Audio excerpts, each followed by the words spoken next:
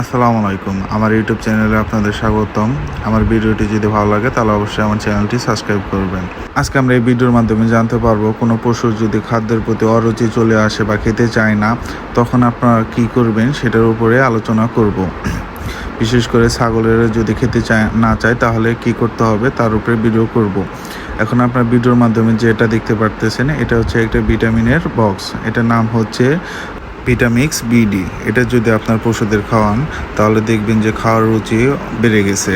এটা খাওয়ানোর অনেকগুলো নিয়ম আছে, তার মধ্যে হচ্ছে অবশ্যই আপনাকে এর আগে জাইনোভেট খাওয়াতে হবে।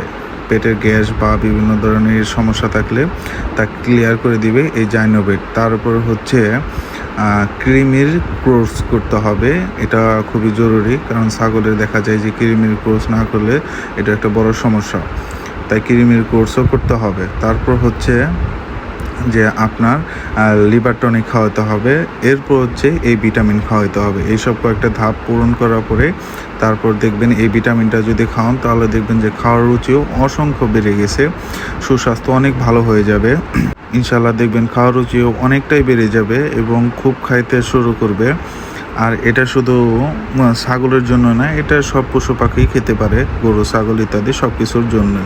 এটাই ছিল আজকের আলোচনা। এরপরে ভিডিওতে দেখাই দিব আমি কিভাবে খাওয়াতে হয়। আর আজকের ভিডিওটি যদি ভালো লাগে তাহলে অবশ্যই আমার চ্যানেলটি সাবস্ক্রাইব করবেন।